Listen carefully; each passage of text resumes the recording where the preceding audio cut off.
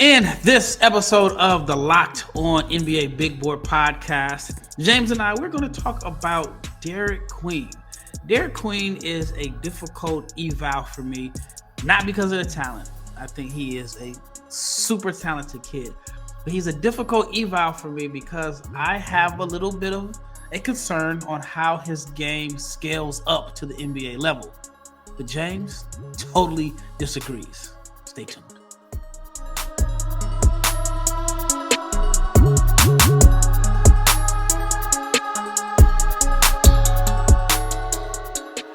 Big shout out to each and every person that has made the Locked On NBA Big Board podcast your first listen of the day.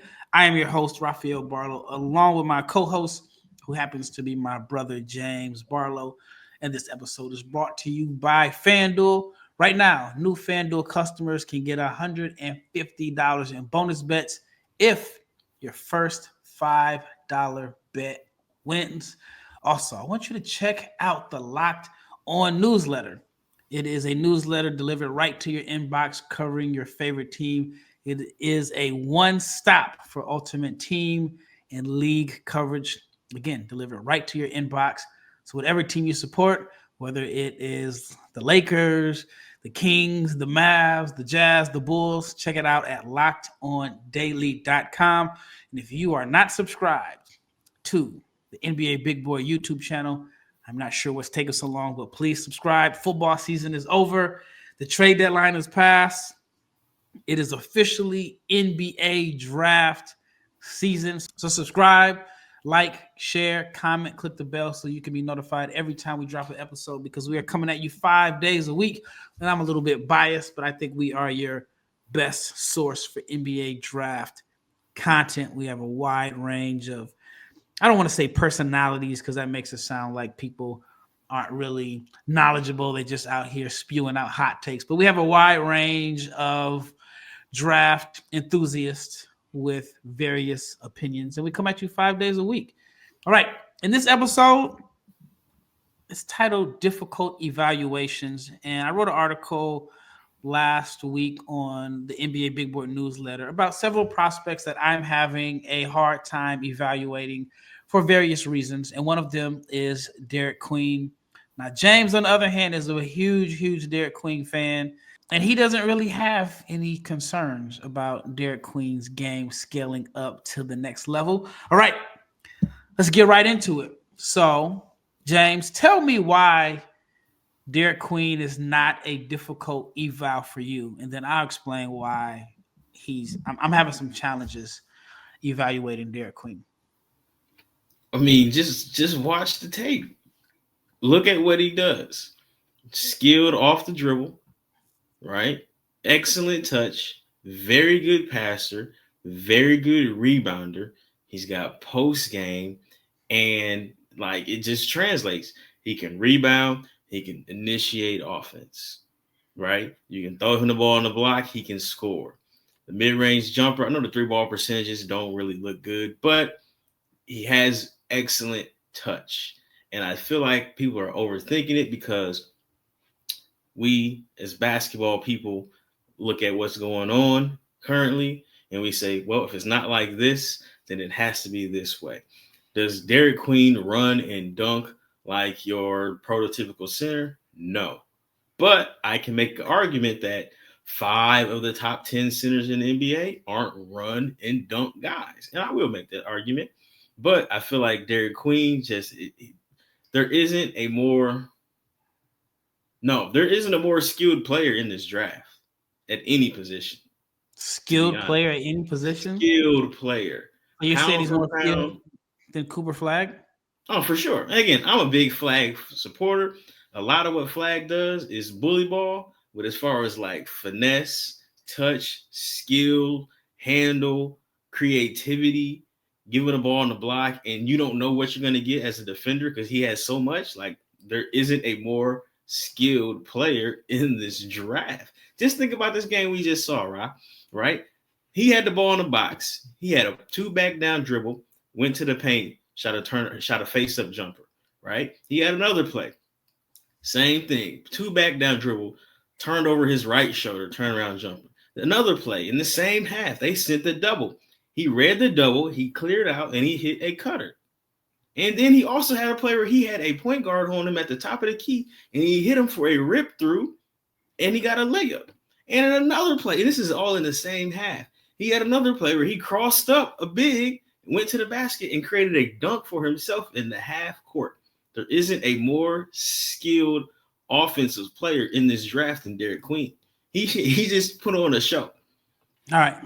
We definitely want to talk about the performance against Rutgers in the second segment, but I wanted to talk a little bit more about evaluating. And before I get started on my opinion, number one, James is not related to Derik Queen, and James is not Derik Queen's agent. Not at all. Listen, I love the game of basketball. I love when a young man has been, you could tell that the people, let me shout out his people, right? Because I tweeted some stuff yesterday and people got back to me. Shout out to Team Thrill on the Under Armour circuit. Shout out to Donnell Mookie Dobbins. These are the people that I hear are involved with his development. And I might be on a tangent, but I always hear about, the skill development and the grassroots level isn't this. These kids aren't that. Here we have a young man who has all the offensive skills we have ever seen from a big since Embiid is for an American big. Well, I consider Embiid's development American because he went to high school here, and you can take that however you want it. But we haven't seen a big with this much offensive skill developed in America. And I wanted to shout out the people who were involved with his development. All right. So let it be known that I agree with his skill level. I have absolutely zero concerns about his talent. The reason why he is a difficult eval for me is because when you look at centers in today's NBA, it's either your vertical lob threat that anchors the defense and spaces the floor vertically. So I'm talking your Derek Lively, those type of guys. Then you have your guys that are the hubs. So that's your Nikola Jokic, that's your Joel Embiid. Guess you can make a case and say Alperen Şengün. And don't forget Sabonis. Sabonis, right. So to me, Queen does not fit the vertical lob threat. He doesn't fit your, even though he's a good athlete. He's a better athlete than he gets credit for, but he doesn't fit that vertical lob threat defensive anchor mold. I agree. Even though statistically the stocks are good. I mean, it's about, over a block and over a steal per game. So then I don't know what team is going to make him their offensive hub like your Sabonis. So with that being said, who are the players, in your opinion? Hold on. Listen, let me stop you there. All right. And again, I'm not saying that he's going to go this high, but let me get you. Washington, why wouldn't you make Derik Queen your offensive hub? Okay, let's start there. Brooklyn, why wouldn't you make Derik Queen your offensive hub? Toronto, look, I get it. Pirtle is like 30, but you got a bunch of guys. You just picked up you got 3 wings out there, and one of them is a borderline all-star talent. Why wouldn't you run some offense through Derik Queen? But I'm saying like your hub. Chicago. Do you think Toronto would make him the hub over Scotty Barnes and Brandon Ingram? Scotty Barnes is having a high volume, low efficiency season. But right? Brandon Ingram is cold. I like Brandon Ingram, but Brandon Ingram as your best player, is he going to get you a playoff run? So you're saying that Derik Queen as the hub for the Toronto Raptors, it should be his team if Toronto. I'm not saying his team. I'm saying you put Derik Queen and dribble handoff action with Brandon Ingram, you're going to get buckets because Brandon Ingram is a very good passer. Hub. The guys that we've mentioned from Jokic to Sabonis to Şengün to Embiid, things are ran through them. I'm saying you have to run offense through. Why wouldn't you run offense through Derik Queen when you haven't had success with the guys that you're having now? And I'm not saying you have to. I'm not saying rookie year he's got to have 28% usage. I'm saying like in Toronto, why would you not like You are in a talent acquisition phase. Why would you not run offense through him? And he can pass. So again, if Brandon Ingram is really like Brandon Ingram and dribble handoff with Queen, right? Brandon Ingram can, if you switch that, Ingram can beat your big off the dribble, get buckets, right? I like Brandon Ingram, right? But and also if you switch that and you put your wing, who's probably 6'8", on Derik Queen, Derik Queen is going to score on him. If you have to double Ingram because he's got it cooking out there, right? And you have Derik Queen in the short roll, he's gonna find Grady Dick every single time. And then you still got Scotty Barnes, who could be used as a cutter on some Aaron Gordon type stuff. Like you had, it would make perfect sense in Toronto. It makes perfect sense in Brooklyn. Like, why wouldn't you do this in Brooklyn? Well, I think that your points Chicago. are valid.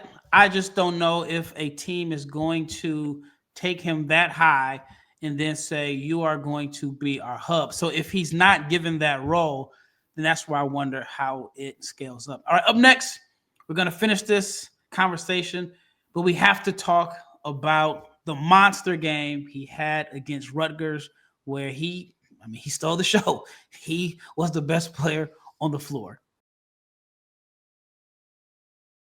When I found out Skims was making underwear for men, I became intrigued. I read about their quality, and I've heard that they make great underwear for men that have issues with fit and comfort and looking for the right style. And Skims has a line that offers something from everyone from boxer briefs to classic briefs, and they are all designed with the perfect balance of comfort and style. And Skims underwear is perfect for the active lifestyle. They never lose their shape. Whether you are working out or running errands, they are comfortable and reliable. They are lightweight and the material feels amazing. It's almost like you are wearing nothing at all. So shop Skims Men at skims.com, at Skims stores. Let them know that we sent you. And after you place your order, select podcast in the survey and select our show in the drop-down menu that follows. And if you are looking for the perfect gift for your Valentine or for yourself, Skims just launched their best Valentine shop ever. It is available in sizes for women, men, kids, and even pets. Skims.com. All right, second segment. So let's talk about the Rutgers game. And then that will lead back up to the debate. Against Rutgers, it was a game that was penciled on my calendar. Perfect scenario in a sense. It was on a Sunday. Yes, it was Super Bowl Sunday, but it wasn't. Everybody was at home because the game was coming on a few hours later. So, yes. So you had Rutgers, who have arguably two of the top three picks in the 2025 NBA draft. I heard there were 50 plus NBA scouts in attendance. So this was an opportunity for Derik Queen to ease some of the concerns that people may have and basically put on a show, make a statement. And make a statement is exactly what he did. 29 points, 15 rebounds, 5 assists. He was 9 of 16 from the floor. He got to the foul line 13 times, made 11 of 13 free throws, chipped in a steal and a block. Whether or not I'll say this much. They say Ace Bailey was hurt or not hurt. He was sick. But either way, Derik Queen had more points and rebounds than Dylan Harper and Ace Bailey combined. He outscored them 29 to, I think, 24, and he out-rebounded them. He had 15 boards to, I don't know, 8? Almost doubled them up. More assists, too. No. He had that. Dylan Harper had 4. Ace had 3. So they had 7. Okay, that's right. He did. My fault, Ace. He had 5 assists. But it was a perfect day and game to make a statement. And like you touched on in the first segment, he gave you the whole Derik Queen arsenal. And there were some plays that stood out to me where he got a rebound, dribbled up, made a lead pass, found. I don't know if it was Julian Reese, but he made the outlet pass. He's bringing the ball up court, face up, attacked off the dribble, rebounds. I mean, there was times where he snatched the ball. I love the fact that he rebounds out of his area. Like he doesn't get the rebounds that come to him. He goes and gets it, and he's not considered like a real high flyer, but You don't have to be. But he does his work. Like he's not like Zach Randolph in a sense, where Zach Randolph did all, or even Kevin Love, where they did all their work on the ground, boxing out, and then got the rebounds. It's a combination of both. He's doing the dirty work, he's boxing out, but then he's getting the ball at the apex. There was another play that stood out to me where there's some people that question his athleticism, but it was like a quick bounce up where he got the ball. I forgot if somebody dished it to him, or no, it may have been an offensive rebound putback, but he showed a little bit of pogo sticks where it was just quick feet, quick bounce, dunked. He showed you everything. I mean, 29, 15, 5. To me, that was one of the best all-around displays that we've seen from a freshman or even like anybody this year. And so I thought that that was a game that if you came into it with some concerns, you definitely didn't have any doubt about his talent. But I still wonder how it scales up. So here's a question I got for you. So I talked to an NBA scout last week, and I asked him about Derik Queen. He said he liked him. And he says, however, I don't know, and I'm paraphrasing here, how we can present him to our head coach. He's like, our head coach is going to look at him. He's going to wonder, like, is he running hard? Is he playing hard? He's got his mouthpiece hanging out. You can't see like if he's, his physique because he's wearing a long sleeve tee. And he's like, he just looks like he's coasting. And he was like, I just don't know if like our coach is going to buy that. He's like, the front office may, but we'd have to sell him to our coach. Listen, Ralph, once upon a time, about 5-6 years ago, people called Jokic fat, all kind of non-athletic, all kind of things, slanderous things. He played 65 minutes, the most minutes in playoff history, right? He's one of the best conditioned athletes. He does not pass the eye test. He had a game where he had 5 dunks, and that was like by far the most dunks he's had in his career. Not a high flyer, below the rim, little pudgy, right? Again, is this a bodybuilding contest or are we playing basketball? And I don't understand how you can sit here and say, yeah, I'm talking about the offensive side. You have defensive concerns. That's somewhat valid, but I will address those too.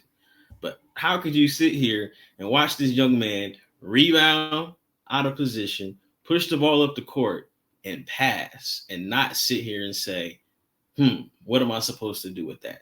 Like, Mike Malone figured it out. That's the guy. I'm not saying he's Black Jokic. He's a very good passer. He's not that level passer. But like I said, he showed you everything.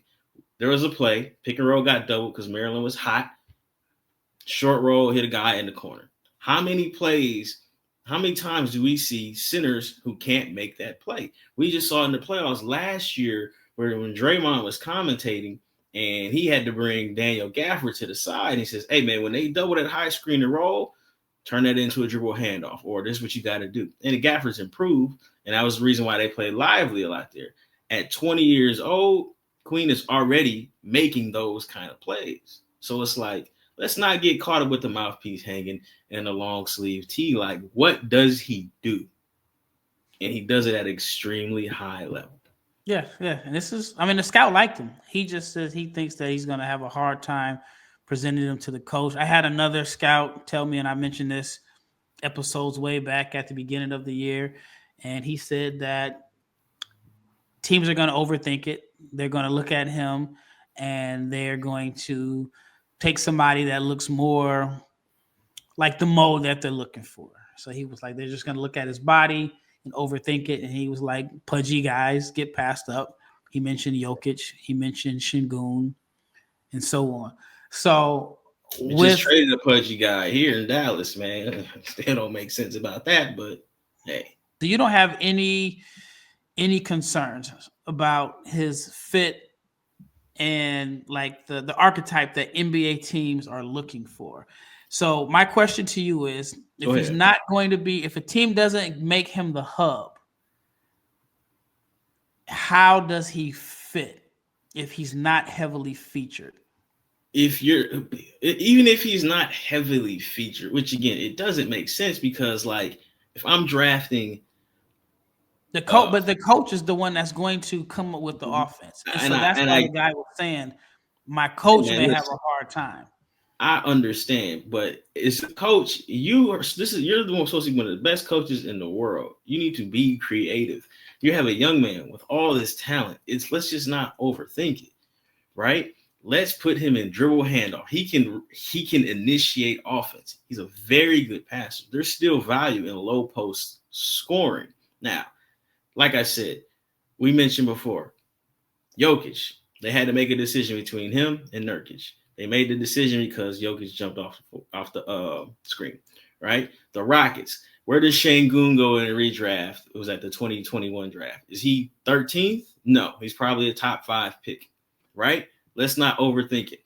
He should have And got a even max. then, He didn't get a max deal, so but at the same, but we're getting ahead of ourselves. At the same time, 3 years ago, it was: do we play through Kevin Porter Jr.?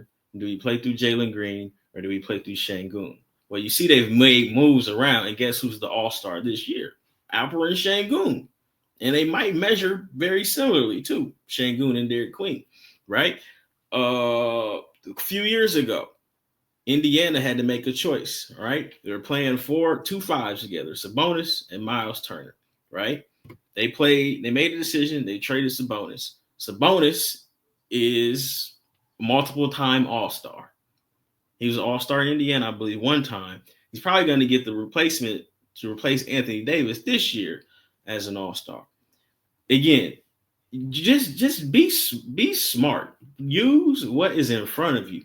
Playmaking center. There's a value in playmaking bigs.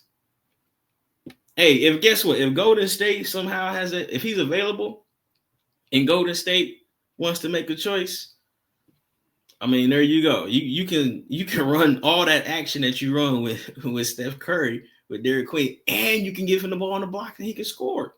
For Sabonis, I mean, he really broke out, I guess you can say, in year 4. But OKC had him for 1 year. Correct. They traded him to the Pacers. Mm-hmm. And then with the Pacers, he had a 20 and 12 year. And then 2-time All-Star. And then he's been really good in Sacramento. But there are some concerns about how much you can win with Sabonis. And I know that's a whole nother subject about, long term, but there are some concerns about Sabonis as your 5. And how do you put, players around him? All right, up next, we're going to go into Derik Queen's draft range. Clearly, I know where James thinks that he should go. When the game tips off, the NBA action is just getting started, and there's no better place to get it than FanDuel, America's #1 sportsbook. With FanDuel, you can place live bets throughout the game. So even if you missed the opening tip or want to place a bet on a fourth quarter comeback, you can stay in the action. And if you're looking for a bigger payout, you can even combine your live bets into a same game parlay. And right now, FanDuel customers can get $150 in bonus bets if your first $5 bet wins. Just visit FanDuel.com to join today. That's FanDuel.com for your shot at $150 in bonus bets. Make every moment more with FanDuel, the official sports betting partner of the NBA. All right, last segment. So let's talk about his draft range. I think he is a back-end lottery pick. I think he's a first-round pick for sure. I would like to see him show that he can shoot the ball at the combine. I'm buying the touch, even though he's shooting like 9% from 3, but he's shooting in the mid to high 70s from the foul line. You can see the touch around the rim. So I do think that he is going to be able to space the floor at some point. So I want to see him show that. But then it's also a situation is, will the team that he goes to allow him to show that? I've seen Derek Lively knock down 10 threes in a row in the corner. I've seen him shoot. I've heard stories that Mark Williams was phenomenal in shooting drills in workouts with different teams, and he hasn't had the freedom to space the floor in the NBA. So with that being said, what do you think is his realistic draft range? Not you, but his realistic draft range. He's a lottery pick. I've had him in the top 10 all year long. It's blatantly obvious. The only center that I would consider taking him over or taking over Queen would be Maluach because, again, the defense should check out, the rebounding should check out, but also not because of those what the flavor of the year things that the GMs want, but also he's shown flashes of having offensive ability and stretching the floor. Not at Duke, but playing for South Sudan, playing in the Basketball Africa League. That would be the only center I would consider taking over Queen. But hold up. But isn't this like the difficulty of scouting and evaluating and projecting how it scales up? Because Derik Queen is the better college player. Derik Queen is more skilled. Everything that you've talked about, Derik Queen being able to do, is not what Maluach can do. Maluach is probably going to go higher, more than likely, because he's 7'2", and he has a listed 7'8" or whatever wingspan, and he's supposed to be the defensive anchor. I think their blocks are very similar. Like if you just look at blocks. Now, the situation and the context is totally different. But with that being said, you don't think Maluach is more skilled than Queen. He's just bigger. So why would you take Maluach ahead of Queen? Again, it depends on the situation, but also, like I said, he is going to pass the eye test. He should be a better defender because he does block more shots. And you add with the untapped offensive potential, I could see why a team would take Maluach over Queen. Is he a better basketball player than Queen today? Absolutely not. But also Queen just turned 20. I think Maluach is 18 or about to be 19 if he's not 19 already. No, he just turned 18 in September. He just turned 18. So there you go. You have almost a 2-year age difference. And then that will also factor in. I'm team Queen, but I'm not oblivious to how things potentially could go as far as drafting. And again, I like Maluach. I've talked about it on here before. He's probably going to go. I think he could go as high as 5th, maybe even 4th, because, again, he's got a lot of untapped offensive potential that you're not seeing at Duke. But, again, with Queen, people are going to say, well, like I've likened him to Sabonis, right? Or I've likened him to Şengün. But last time I checked, again, we're talking about winning. And, Jokic, obviously Jokic is a champion. Nobody's messing with Jokic. He's one of the best players ever. Not a shot blocker either. But Şengün, the Rockets have a top 5 defense, I believe. Şengün, not a rim protector as they want you to be. Ever since Mike Brown was let go out of Sacramento, I believe Sacramento had a top 10 defense because they stopped playing Sabonis in drop coverage. They started having him blitz, screen, and rolls. If you follow me on Twitter, I put together a whole 2-minute package of Derik Queen moving his feet on defense in isolations. He can move his feet, right? The feet definitely move. He'll be able to trap. He'll be able to switch. He has active hands. What if I told you, Ralph? Let me see. What do you think about Al Horford as a defender? Just all time. Do you consider him a shot blocker, rim protector? He's a hybrid guy that he can block a couple shots, but he can switch. His block percentage numbers, very similar to Derik Queen's, and his situation is very similar because I believe he played a lot of 4 at Florida next to Joakim Noah. Queen is playing a lot of 4 next to Julian Reese, Angel Reese's brother. But you saw what happened when he plays the 5. He cleans the glass, can't stop. I'm saying this. Are you going to get an 8-shot block game from Derik Queen? No. But he has hands. We're going to get steals in the passing lane. We have great anticipation. We're a high IQ defender. There will be blocks, but it may not look like a Clint Capella, Rudy Gobert. But what we're not getting in blocking shots, we're going to get switchability. And again, the team, your job as a GM, coach, organization is to build the best defensive team, not have the best defensive player, right? The best defender in the NBA probably has been Anthony Davis for the past 10. Anthony Davis, Draymond Green. Anthony Davis doesn't have any Defensive Player of the Year awards because he's not playing with great defenders.